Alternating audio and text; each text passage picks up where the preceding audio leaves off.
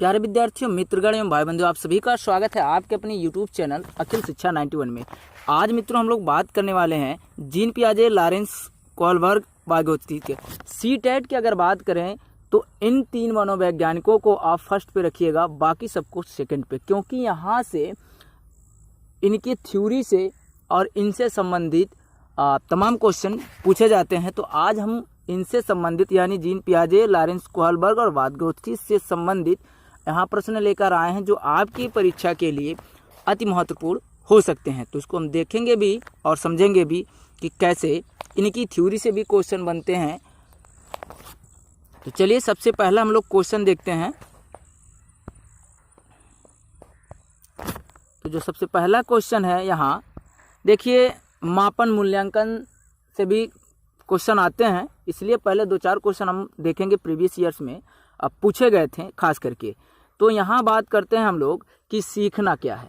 जी हाँ, सीखना पूछ रहा है। सीखना, ए ऑप्शन कह रहा है सीखने वाले के संवेगों से प्रभावित नहीं होता, तो ये गलत है, प्रभावित होता है। बी ऑप्शन कह रहा है कि संवेगों से क्षीण संबंध रखता है, ये भी गलत है। और सीखना कह रहा है कि सीखने वाले के संवेगों से स्वतंत्र होता है, ये भी गलत है। और लास्ट ऑप्शन आपका कह रहा है कि सीखने वाले के संवेगों से प्रभावित होता है। जी हाँ, सीखना सीखने वाले के संवेगों से प्रभावित होता है, इसलिए इसका राइट आंसर है आपका डी ऑप्शन है। जी हाँ, डी ऑप्शन इसलिए है क्योंकि आप पहले समझिए कि सीखना क्या है। सीखना और संवेग, तो सबसे पहले आप संवेग को समझिए कि सीखना सीखने वाले के संवेगों से प्रभावित होता है। संवेग का मतलब होता है इमोशंस, यानी भावनात्मक स्थिति। अब उदाहरण के तौर पे आप क्रोध ले सकते हैं, प्रेम ले सकते हैं, ये इस तरह से जो स्थितियां होती हैं वो संवेग का अर्थ है। सीधे सीधे आप समझिए हिंदी में कि संवेग का अर्थ भावना और इंग्लिश में इमोशंस होते हैं, यानी भावनात्मक स्थिति की बात हो रही है कि सीखेंगे तभी जब जिस प्रकार उसका भावनात्मक स्थिति होगी। तो चलिए अगला क्वेश्चन देखते हैं जीन पियाजे से। जी हाँ, जीन पियाजे से खास करके जीन पियाजे, वाइगोत्स्की, कोहलबर्ग, इनसे संबंधित, पॉलर हुए, थार्नडाइक हुए, इनसे संबंधित पूछा जाता है। तो यहाँ जीन पियाजे, जी हाँ, क्वेश्चन कह रहा है कि जीन पियाजे के अनुसार बच्चों का चिंतन वयस्कों यानी बड़े से ... में भिन्न होता है बजाय ... के। तो आपको यहाँ भरना है कौन सा ऑप्शन सही है। तो ए ऑप्शन कह रहा है कि मात्रा और प्रकार, यानी जीन पियाजे वयस्कों से मात्रा, तो ये गलत हो जाएगा। यानी इसका जो राइट आंसर है आपको सीधे मैं बता दे रहा हूँ, इसका राइट आंसर है ऑप्शन नंबर सी कि वयस्कों से प्रकार में भिन्न होता है बजाय मात्रा के। जी हाँ, चलिए अगला देखते हैं हम लोग वाइगोत्स्की। देखिए इनसे तमाम क्वेश्चन पूछे जाते हैं। वाइगोत्स्की के अनुसार बच्चे सीखते हैं। अब कैसे सीखते हैं ये आपको बताना है कि जब पुनर्बलन प्रदान किया जाता है। चलिए आपको सटीक उत्तर ढूंढना है कि जब पुनर्बलन प्राप्त किया जाता है। बी कह रहा है परिपक्व होने पर, सी कह रहा है अनुकरण से, और डी ऑप्शन आपका कह रहा है वयस्कों और समवयस्कों के साथ परस्पर क्रिया से। तो जिसका राइट आंसर है वो आपका डी ऑप्शन सही है। देखिए आप जब भी पेपर हल करिए, अगर आपको कुछ नहीं आ रहा है तो पहले चीज़ों को समझने की कोशिश करिए और गलत को आप छांटिए। और आपको एक और ट्रिक भी बता दे रहे हैं कि सी-टेट का जब भी आप पेपर दीजिए, अगर आपको उस ऑप्शन में से कुछ भी पता नहीं है तो जो सबसे बड़ा ऑप्शन है आप उसी को टिक करके आइए। आपका 100%, यानी अगर 100 अगर क्वेश्चन इस तरह से है तो आपका 50% तो बड़ा ऑप्शन ही सही होगा, ये मानकर चलिए। तो चलिए हम लोग चौथा क्वेश्चन देखते हैं। चलिए चौथा दूर आ गया है, पांचवा देखते हैं। देखिए फिर यहाँ जीन पियाजे से संबंधित क्वेश्चन है। पियाजे के अनुसार विकास को प्रभावित करने में निम्नलिखित कारकों में से किसकी भूमिका महत्वपूर्ण होती है। जी हाँ, सबसे महत्वपूर्ण कारक आपको ढूंढना है कि विकास को प्रभावित करने वाला। चलिए ए ऑप्शन कह रहा है भाषा, बी कह रहा है पुनर्बलन, सी कह रहा है भौतिक विश्व के साथ अनुभव, और डी कह रहा है अनुकरण। तो इसका जो राइट आंसर है मित्रों वो है ऑप्शन नंबर सी। सी है पुनर्बलन। जी हाँ, पुनर्बलन विकास को प्रभावित करता है, ये महत्वपूर्ण है। महत्वपूर्ण कारकों में से एक है पुनर्बलन। चलिए अब अगला देखते हैं, पूर्व सक्रियात्मक काल में आने वाली संज्ञानात्मक योग्यता। अब आपको बताना है क्या कहता है कि अमूर्त चिंतन की योग्यता से संबंधित है, या अभिकल्पनात्मक निष्कर्ष चिंतन से है, या सी ऑप्शन कह रहा है कि लक्ष्य उद्दिष्ट व्यवहार की योग्यता है, या डी कह रहा है दूसरे के दृष्टिकोण को समझने की योग्यता है। तो जो इसका राइट आंसर है 6 का, वह ऑप्शन नंबर सी। जी हाँ, सी है, लक्ष्य उद्दिष्ट व्यवहार की योग्यता है पूर्व सक्रियात्मक काल में, ये संज्ञानात्मक योग्यता है। चलिए अब अगला देखते हैं, वाइगोत्स्की के अनुसार सीखने को पृथक नहीं किया जा सकता। तो किस संदर्भ में आपको बताना है कि उसके सामाजिक संदर्भ से। बी कह रहा है कि अवबोधन और अवधानात्मक प्रक्रियाओं से, सी कह रहा है पुनर्बलन से, और डी कह रहा है व्यवहार में मापने योग्य परिवर्तन से। तो आप खुद से भी आंसर दे सकते हैं। तो जो इसका राइट आंसर है वह है ऑप्शन नंबर ए, उसके सामाजिक संदर्भ से। क्योंकि देखिए जहाँ वाइगोत्स्की से संबंधित आए तो सामाजिक बातें जितनी भी हैं, अगर इस तरह से क्वेश्चन आए और उसमें ऊपर वाइगोत्स्की दे दे, तो आपको अगर आइडिया नहीं है तो आप ऐसे ही ऑप्शन को चुनेंगे कि वाइगोत्स्की का जहाँ दिया है वहाँ से आपको सामाजिक शब्द आए, सामाजिक परिप्रेक्ष्य आए, उसका वातावरण आए, तो आप वो ऑप्शन सही लगाइएगा। क्योंकि लास्ट दिन चल रहा है, इसलिए आपको थोड़ा सा ध्यान देकर चलना है ताकि आपके अच्छे नंबर आ सके। चलिए 8वां नंबर क्वेश्चन कह रहा है कि बच्चे अपनी समझ से विश्व की परिकल्पना करते हैं, यानी अपने अनुसार वह विश्व की परिकल्पना करते हैं। ये कथन किसने दिया था? तो ज़्यादातर देखिए कथनों में आपका, अगर ऑप्शन में अगर आपको आइडिया नहीं पता है, ऑप्शन में वाइगोत्स्की, कोहलबर्ग, जीन पियाजे दिए हैं, तो आप उनका मारिए, टिक करिए। अगर नहीं आपको पता है, अगर ये नहीं दिया है, तब आप रॉस, थॉर्नडाइक, ये सब कथन 2-3 कथन देता है पूरे सीटेट में, तो आपको थोड़ा कथन पे भी ध्यान देकर चलना। तो इसका जो राइट आंसर है वो है पियाजे का। जी हाँ, पियाजे का। चलिए अगला देखते हैं,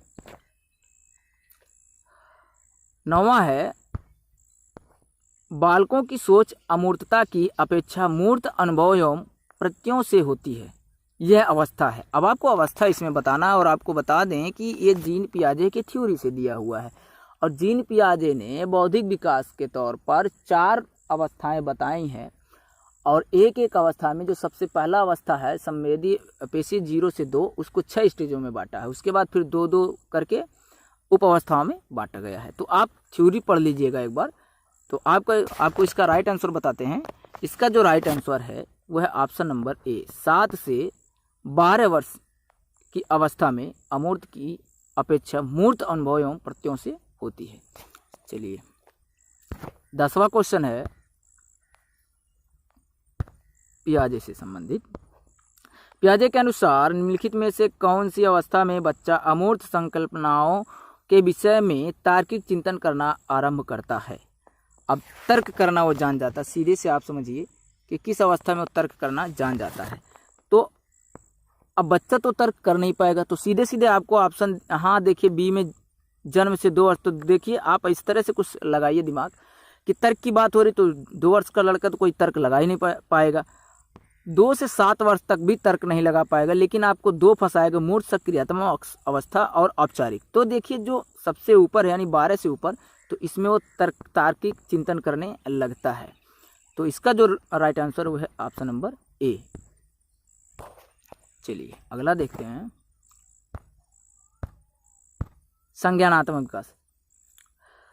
यानी संज्ञानात्मक विकास के 4 चरणों यानी संवेदी, पेशीय, पूर्व सक्रियात्मक, स्थूल सक्रियात्मक और औपचारिक सक्रियात्मक की पहचान की गई है। तो किसके द्वारा की गई है? जैसे अभी आपको तुरंत बताए हैं कि ये 4 अवस्था जो बताए हैं वो जीन पियाजे। देखिए आप इसमें तीनों नाम डिफरेंट है, ये अलग है, कहीं नहीं मिला। लेकिन यहाँ आप देख रहे हैं ना ही वाइगोत्स्की दिया ना कोहलबर्ग दिया, अगर जीन पियाजे दे दिया है। अगर आपको तीनों नहीं पता तो आप आंख मूंद करके जीन पियाजे को टिक करिए। इसका राइट आंसर डी है। चलिए अब अगला क्वेश्चन देखते हैं वादगोस्की के संबंधित। आज तीनों मनोवैज्ञानिकों से संबंधित है, कोहलबर्ग, जीन पियाजे और वादगोस्की। तो वादगोस्की बच्चों के सीखने में निम्नलिखित में से किस कारक की महत्वपूर्ण भूमिका पर बल देते हैं? तो आपको अभी भी बताए हैं कि सामाजिक की बात जहां आए, सामाजिक परिप्रेक्ष्य की बात जहां आए, सामाजिक वातावरण की बात जहां आए, आप आंख मूंद कर किसको टिक करेंगे? वादगोस्की को। तो वादगोस्की से संबंधित क्या है? सामाजिक। तो यहाँ आपका राइट आंसर क्या हो जाएगा? डी ऑप्शन हो जाएगा। तो ये ट्रिक आप जानते चलिए, आपके नंबर तो 4 नंबर बढ़ सकते हैं। चलिए, लॉरेंस कोहलबर्ग के सिद्धांत में कौन सा स्तर नैतिकता की अनुपस्थिति को सही अर्थ में सूचित करता है? एक बार फिर सुन लीजिए कि लॉरेंस कोहलबर्ग के सिद्धांत में कौन सा स्तर नैतिकता की अनुपस्थिति को सही अर्थ में, अब यहाँ आपको उपस्थिति और अनुपस्थिति, आप भ्रमित नहीं होना, आपको प्रश्न को 2 बार पढ़ना है। देखिए यहाँ अनुपस्थिति की बात हो रही है, तो आप प्रारंभ में ही मान लीजिए जब बच्चा छोटा रहेगा, फर्स्ट स्टेज में रहेगा, तो बताइए उसके अंदर नैतिकता का गुण रहेगा? नहीं रहेगा। तो अनुपस्थिति, यहाँ नैतिकता की कोई बात नहीं, इसलिए इसका राइट आंसर स्तर एक ही हो जाएगा। तो आपको इस चीज़ ध्यान में रखकर चलना है, समझना है, सोचना है कि क्या रहा है। 1 बार नहीं, 2 बार नहीं, 3 बार आप क्वेश्चन को पढ़िए, सही करके आपको आना है, बस ये समझिए। चलिए 14 है, लेव वादगोस्की के समाज संरचना सिद्धांत में दृढ़ विश्वास रखने वाले शिक्षक के नाते आप अपने बच्चों के आकलन के लिए निम्नलिखित में से किस विधि को वरीयता देंगे? यानी आप किस विधि को वरीयता देंगे? सहयोगी प्रोजेक्ट को देंगे कि या मानवीकृत परीक्षण को देंगे कि या तथ्यों पर आधारित प्रत्यास्मरण के प्रश्न को देंगे कि या वस्तुपरक बहुविकल्पी प्रश्न के प्रकार के प्रश्न को देंगे? तो आपको इसका राइट आंसर बताना है। तो इसका जो राइट आंसर है वो है आपका ऑप्शन नंबर ए। जी हाँ, ऑप्शन नंबर ए, सहयोगी प्रोजेक्ट। इससे उसकी सामाजिकता बढ़ती है, जहाँ सहयोग की भावना होती है वहाँ उसकी सामाजिकता बढ़ती है। तो इसलिए सामाजिक प्रोजेक्ट के आधार पर उसको वरीयता देंगे। चलिए 15वां क्वेश्चन है, कोहलबर्ग का विकास सिद्धांत निम्न में से किससे संबंधित है? तो आपको इसका आंसर बताना है। तो कोहलबर्ग की जहाँ बात आ जाए, आप नैतिकता की बात, हमेशा नैतिकता की बात करिए। तो इसका जो राइट आंसर है वो है सी, नैतिक विकास से। चलिए अगला देखते हैं। फिर कोहलबर्ग आ गए। कोहलबर्ग के सिद्धांत के पूर्व परंपरागत स्तर के अनुसार कोई नैतिक निर्णय लेते समय एक व्यक्ति निम्नलिखित में से किस तरफ प्रवृत्त होगा? ए ऑप्शन कह रहा है कि अंतर्निहित संभावित दंड, बी कह रहा है व्यक्तिगत अवस्थाएं तथा इच्छाएं, सी कह रहा है व्यक्तिगत मूल्य और डी कह रहा है पारिवारिक अपेक्षाएं। तो आपको इसका राइट आंसर चूज करना है। तो अंतर्निहित संभावित दंड यानी अंतर्निहित संभावित दंड यानी उसको, इसका जो राइट आंसर है वो है ए। चलिए वीडियो थोड़ा लंबा हो जाएगा, इसलिए आप थोड़ा जल्दी बाकी जो थ्योरी है उसमें हम आपको पूरा डिटेल में समझा देंगे। चलिए 17 नंबर क्वेश्चन है कि नवीन जानकारी को शामिल करने के लिए वर्तमान स्कीमा अवधारणा में बदलाव की, यहाँ इसका अर्थ दे दिया, बदलाव की प्रक्रिया कहलाती है। तो क्या कहलाती है आपको बताना है। तो नवीन जानकारी को शामिल करने के लिए वर्तमान स्कीमा यानी अवधारणा में बदलाव की प्रक्रिया समायोजन कहलाता है। क्या कहलाता है? समायोजन कहलाता है। इसका राइट आंसर ये है। चलिए 18 नंबर क्वेश्चन है कि बच्चों के बारे में निम्नलिखित कथनों में से किस कथन से वादगोस्की सहमत होंगे? अब देखिए उनकी थ्योरी से, अब बच्चे तब सीखते हैं जब उनके लिए आकर्षक पुरस्कार निर्धारित किए जाएं। क्या ए ऑप्शन सही है? बी कह रहा है बच्चों के चिंतन को तब समझा जा सकता है जब प्रयोगशाला में पशुओं पर प्रयोग किया जाए। सी कह रहा है बच्चे जन्म से शैतान हैं और उन्हें दंड देकर नियंत्रित किया जाना चाहिए। वहीं डी कह रहा है बच्चे समवयस्कों और वयस्कों के साथ सामाजिक अंतःक्रिया के माध्यम से सीखते हैं। तो आप फिर यहीं देख लीजिए सामाजिकता की बात आ गई, तो इसका जो राइट आंसर है मित्रों वो है डी। यहाँ से आप इसको रख सकते हैं। चलिए अब अगला क्वेश्चन देखते हैं वायगोत्स्की से संबंधित। वायगोत्स्की तथा पियाजे के परिप्रेक्ष्यों में एक प्रमुख विभिन्नता है, वो क्या है कि व्यवहारवादी सिद्धांत की उनकी आलोचना नहीं। ज्ञान के सक्रियात्मक निर्माताओं के रूप में बच्चों की संकल्पना, तो ये दोनों गलत है, सॉरी ये दोनों गलत है। अच्छा, उसके बाद बच्चों को एक पालन पोषण का परिवेश उपलब्ध कराने की भूमिका, या डी कह रहा है भाषा एवं चिंतन के बारे में उनके दृष्टिकोण। तो यही आपका राइट आंसर है, यानी अपनी अपनी सोच होती है। चलिए फिर 20 नंबर क्वेश्चन, कोहलबर्ग के सिद्धांत की एक प्रमुख आलोचना क्या है। यहाँ आलोचना की बात हो रही है, तो आपको हम सीधे सीधे इसका उत्तर बता दे रहे हैं। आलोचना क्या है, तो डी ऑप्शन है, कोहलबर्ग ने पुरुषों एवं महिलाओं की नैतिक तार्किकता में सांस्कृतिक विभिन्नताओं को महत्व नहीं दिया है, जबकि इसका विशेष महत्व होना चाहिए, इसीलिए ये इसका आलोचनात्मक है। चलिए अब अगला देखिए, थ्योरी से है। इस तरह से क्वेश्चन बनते हैं कि सीता ने हाथ से दाल और चावल खाना सीख लिया है। जब उसे दाल और चावल दिए जाते हैं तो वह दाल चावल मिलाकर खाने लगती है। उसने चीज़ों को करने के लिए अपने स्कीमा यानी अवधारणा में दाल और चावल खाने ... कर लिया। अब आपको बताना है क्या कर लिया, अंगीकार कर लिया कि समायोजित कर लिया कि अनुकूलित कर लिया कि समुचित कर लिया। तो इसका राइट आंसर जो है वो है ऑप्शन नंबर सी। देखिए कुछ बहुत सटीक ऐसे बनाए जाते जैसे लगता है चारों सही है, तो आपको बहुत सटीक कि चावल खाने, दाल और चावल खाने के लिए अनुकूलित कर लिया। चलिए 21 है, फिर देखिए वायगोत्स्की से संबंधित है, के अनुसार बच्चे सीखते हैं। तो इसका जो राइट आंसर है आपको बता देना है, वयस्कों और समवयस्कों के परस्पर क्रिया से। ये ऑप्शन शायद दोबारा आया है, खैर कोई बात नहीं। चलिए 23 नंबर क्वेश्चन कह रहा है कि एक बच्ची कहती है धूप में कपड़े जल्दी सूख जाते हैं। एक बच्ची कहती है धूप में कपड़े जल्दी सूख जाते हैं, वह ... की समझ को प्रदर्शित कर रही है। अब आपको बताना है कि उसके अंदर कौन सी समझ यानी कौन से गुण आ गए। तो कार्य और कारण इसका राइट आंसर होगा कि आखिर कपड़े क्यों सूख रहे हैं, धूप लग रहे हैं तब सूख रहे हैं। तो कार्य और कारण ये इसका राइट आंसर है। चलिए वीडियो बड़ा हो रहा है इसलिए थोड़ा जल्दी खींच रहे हैं। जो पियाजे के संज्ञानात्मक विकास सिद्धांत के अनुसार संवेदी क्रियात्मक अवस्था होती है। तो संवेदी ये 0 से 2 वर्ष यानी जन्म से 2 वर्ष की अवस्था है, और इसी को ही ये 6 उप अवस्था में बांटे हैं। 6 उप अवस्था, 6 उप अवस्था में। चलिए अब अगला देखते हैं।